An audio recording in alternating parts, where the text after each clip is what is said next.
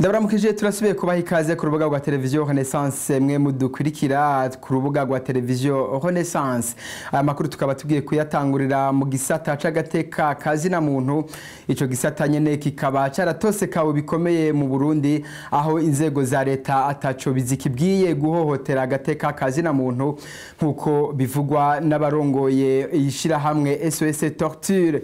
Umushingwamanza Arumere Niyongera arongoye SOS Torture akaba abona ko abantu 26 aribo bicwa ku kwezi nkuko bigenda biraboneka mu vyegeranyo bitandukanye, aho akaba avuga cyane nko mu gice ca mbere c'umwaka wa 2017. Akaba avuga ko benshi muri abo bagirirwa ayo mabi arugwaruka ruva mu makaritiye yagize imyerekano yo kugwanya ikiringo ca gatatu ca Petero Nkurunziza hamwe n'abasirikare bahoze mu gisirikare ca kera bitaba ex-FAB. Kurikira umushingwamanza Arumere Niyongere. Uravye kuva mu kwezi kwa kane mu 2015 haribonekeza ubwicanyi bwinshi, ubwicanyi buri muri bumwe ndengera butungane, ubwicanyi bukoregwa abantu bayejeje guhohoterwa ubuzima arivyo bita torture, gufata ku nguvu abakenyezi, n'inyuruzwa ry'abantu ugasanga barabuze irengero ryabo, imiryango ntishobore kubahamba n'iteka. Ivyo vyose rero uri kuraraba amatohoza tumaze kugira, turabona yuko vyinshi vyakozwe n'inzego za leta, cyane abari mu rwego rw'iperereza bafatikanije n'ugwaruka rw'imbonerakure rwegamiye umugambwe CNDD-FDD. Ibitigiri nk'ubu turavye kuva mu kwezi kwa mbere k'uyu mwaka gushika mu kwezi kwa gatatu, inyuma y'amezi 3 twarabonye yuko ari abantu barenga 80, abantu 80 bishwe baje guhohoterwa ubuzima n'inzego za leta, urwego rw'iperereza hamwe n'ugwaruka rw'imbonerakure. Aho rero twaravye yuko kuva muri ntango z'umwaka hashobora kuba harishwe abantu 26 ku kwezi, ariko urumva ibyo twashoboye kumenya hari abanyuruzwa, hari abapfungirwa ahantu hatazwi, hariho abayicwa hama bagaca abari mu nzego za leta bagaca biruka kubahamba kugira ntibashobore kugira ntihagire amatohoza akogwa, kuko kenshi biba vyakozwe n'abantu batumwe n'ubutegetsi. Urumva nk'ivyo ntavyo dushobora kumenya, mugabo abo 80 twarabamenye mu kwezi kwa mbere ushika mu kwezi wa gatatu, ni kuvuga ko igitigiri cy'abantu 26 baza baricwa ku munsi ku kwezi, cyane n'abantu bari mu makaritiye yamirije ikiringo ca gatatu ca Petero Nkurunziza. Abantu ugasanga nabahoze mu gisuda ca kera bari mu bwoko bw'abatutsi, abantu ugasanga bari mu migambwe ya MSD n'imigambwe ya FNL, kenshi nibo usanga barondegwa bakicwa bagahohoterwa ubuzima no kunyuruzwa bakanyuruzwa. Mu gukora ayo mabi bikaba hakoreshwa ivyuma bita amafera beto no gutera inshinge abantu bakoresheje imiti batazi hamwe no kubaturiza produit bita acide. Ubwo bukaba ari bumwe mu buryo bukoreshwa mu guhohotera agateka kazina muntu nkuko bivugwa n'umushingwamanza Lambert Nigarura. Uwo mushingwamanza akavuga yuko ivyo bikogwa mu ntumbero yo kuzivya uwe wese atavuga rumwe n'umugambwe uri ku butegetsi hamwe na Petero Nkurunziza. Kurikira umushingwamanza Lambert Nigarura. Nkuko mbere n'amategeko asanzwe abitekanya, aho nababwira nk'ingingo y'amajana 208 y'igitabo mpanavyaha c'u Burundi, haba ihohoterwa igihe vyakozwe n'umukozi wa leta canke inyamiramabi ikabikora yishimikije ikibanze ifise, ikabikora igomba guhasha umuntu canke kumwemeza ikintu ku nguvu, niho bavyita ihohoterwa.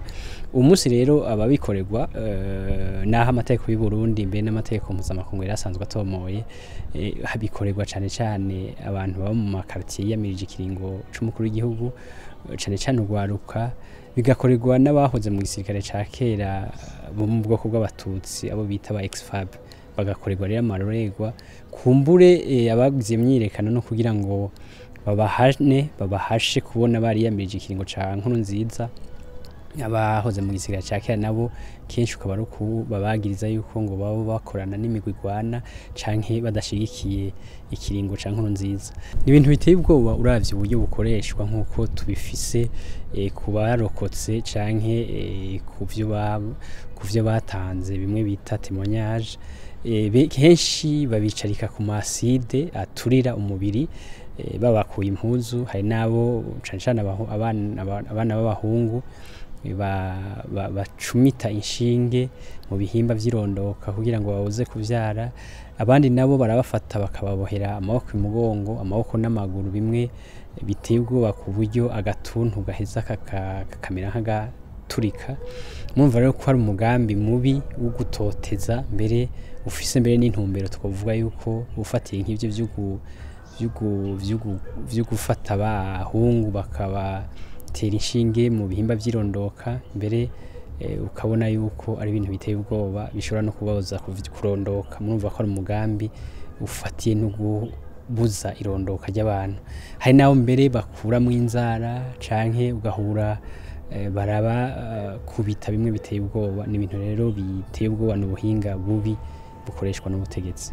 Umushingwamanza Arambere Nigarura asanzwe ari umwe mu baburanira abo bakoregwa ayo mabi mu Burundi, akaba amenyesha ko bamaze kwitura sentare mpanavyaha mpuzamakungu CPI hamwe n'izindi nzego z'ubutungane zo hanze y'u Burundi kugira barabe ko abakoregwa ayo mabi botunganirizwa n'ubunyene. Umushingwamanza Arambere Nigarura kuva aho tuboneye yuko ivyo vyaha biteye ubwoba biriko birakorwa n'inzego z'umutekano n'imbonerakure n'abakozi ba leta cane cane abakora iperereza, tukabona ubutungane bw'u Burundi ntaco buriko burakora, kuko umunsi busigaye bukoreshwa mbere mu gutoteza abantu, kuko murazi yuko n'ababahohotewe ubutungane ataco bubafasha, ahubwo buca bubacira imanza zikibiriraho aho kuraba nabo amagara yabo.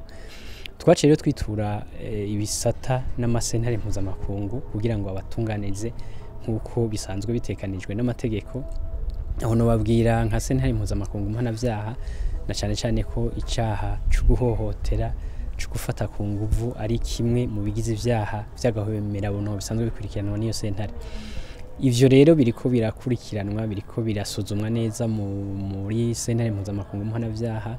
Twarituye n'igisata ca Afrika kijejwe agateka ka muntu, hariyo amadosiye atari make, nayone amakuru duronka nuko bariko barayakorerako, mbere barindiriye nuko Burundi bugico bivuze ko naho ataco buzobivuga ko. N'ibisata vyawo nibijejwe kurwanya ihohoterwa no gupfungira abantu ubusa, ivyo byose twarabitatse amadosiye ariko arakurikiranwa. Icizere turagifise cyane kuko ntaho vyakabaye yuko ivyaha nk'ivyo ku mugabane w'isi bisanzwe bitagira igihigongwe kandi bidahanagurika, naho Burundi butarabishikako ntibishobora kuba kugenda uko, kuko ivyemezo biriho vy'ababikoze n'ababikorewe baracariho. Nico gituma twashimye gutaka ayo masentare hakiri kare ivyemezo bitarafudika. Ubu rero abantu barashobora kwibaza yuko vyatevye, nuko mumenye yuko amasentare mpuzamakungu canke ibisata bijejwe gateka ka muntu bikora buke buke, ariko kugira ngo bibanze bisuzume neza ivyemezo ivyagirije yuko bikuye, nta nkeka yuko ejo canke hirya y'ejo abakorewe ivyo vyaha bazosubizwa agashambara batswe n'abatezwa kubakingira. Kuri iryo honyangwa ry'agateka kazina muntu mu Burundi, abashinga amateka b'umuryango w'ibihugu vya Burayi bararajwe ishinga n'ihonyangwa ry'agateka kazina muntu mu Burundi. Abo bashinga amateka bakerekana amabi amaze gukorwa kuva mu mwaka wa 2015 mu kwezi kwa kane, igihe umukuru w'igihugu atangura kuvuga ko azokwitoza. Abo bashinga amateka b'umuryango w'ibihugu vya Burayi bagasaba leta y'Ibujumbura kwikubita agashi ikagarukana umwizere mu bantu, eka cyane cyane ikagarukana intwaro rusangi mu gihugu. Atari ivyo abo bashinga amateka bakabona ko leta y'Ibujumbura ikwiye gufatirwa ibihano ruhasha.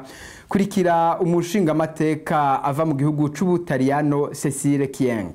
Pendant que le Burundi traverse une de ses pires crises sécuritaires. Mu bijanye na politike n'imibano, Uburundi bwaraguye mu manga igihe Petero Nkurunziza afashe ingingo mu mwaka wa 2015 yo kwiyongera ikiringo ca gatatu gihushanya n'ibwirizwa shingiro. Haciye hakurikira ubwicanyi, abatari bake barahunga. dusaba leta y'u Burundi gutorera umuti ibibazo bimwe bimwe nk'ibyo kwishyira no kwizana hagati y'akazi na muntu, atari uko turiteguye kubandanya dufatira ibihano indongozi z'u Burundi. Ubumwe bwa Buraya tubusaba kuguma buganira na leta y'u Burundi kugira burabe ko ivyo dusaba biriko birakurikizwa ku neza y'abanyagihugu, korohereza intumwa mpuzamakungu ziza kurorera ibibera mu gihugu. Ivyo bikazotuma kandi izo ntumwa zibonera ko ari akarusho muri ivyo twasavye.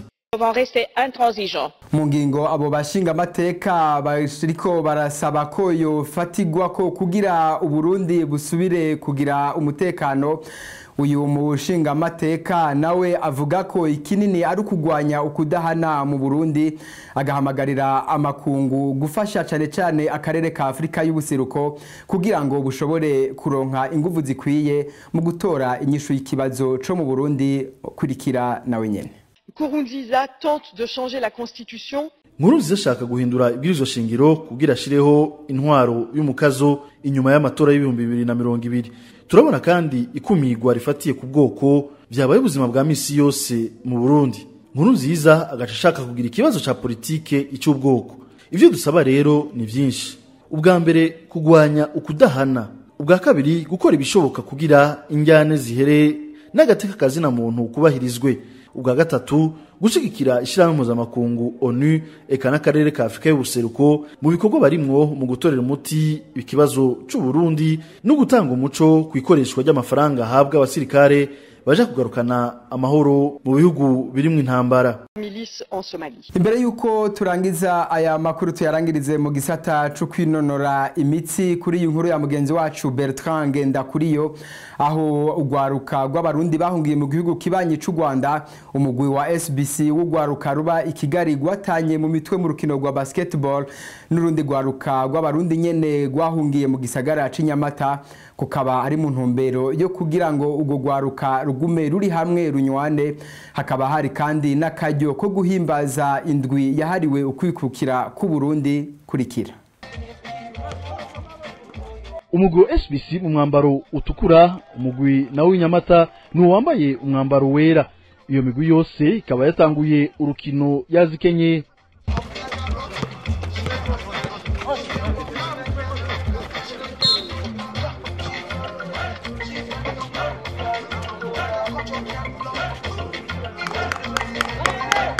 Umugwi wa SBC ukaba wagumye urusha umugwi w'Inyamata mu gace ka mbere bita carton, ariko igice ca mbere cagiye guhera umugwi w'Inyamata urusha umugwi wa SBC amanota 2 gusa, 27 kuri 25. Mu gice ca kabiri iyo migwi yose byaraboneka kwinganya ubuhinga kuko n'amanota yagenda bangabanganye gushika mu mpera z'urukino. Umugwi wa SBC wari wavuye i Kigali ukaba ari waruhiye gutsinda ugo rukino urushije umugwi w'Inyamata amanota 2, 49 kuri 47. Kubwa Patrick Nduwimana, umwe mu batunganije ugo rukino rwari rwateguwe mu ndwi yahariwe ukwikukira, amenyesha ko akaryo keza ko gukangurira abarundi muri bino bihe no kubandanya bafatanye mu nda. Intumbero nyamukuru ni yo guhuza abarundi cyane cyane bifatiye ku karanga n'imico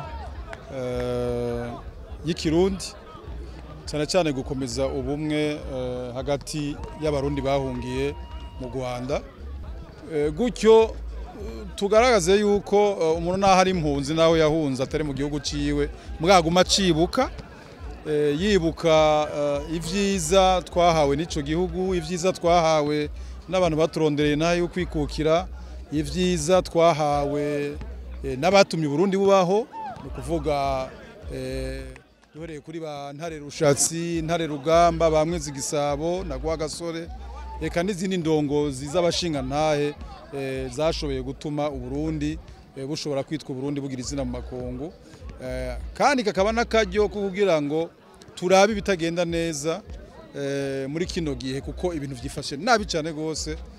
Mu biganiro vyagiye biraba byaragaragaye yuko hari ibintu bibuze cyane mu Burundi bijanye n'uburongozi, bijanye no gukunda igihugu, bijanye n'ubushinga ntahe, mbere n'ivy'intwaro rusange hari agahaze kanini cyane, ari nayo nkomoko y'injyane z'imyaka myinshi, n'injyane zahavuye zaduka kuva 2015 zikavyara yuko abantu bahunga, zikavyara yuko abantu bapfungwa, abantu bahohoterwa, mugabo ivyo byose tukavuga tuti reka twicare hamwe duhujwe n'akaranga duhujwe n'imico hanyuma ntitusige inyuma n'inkino.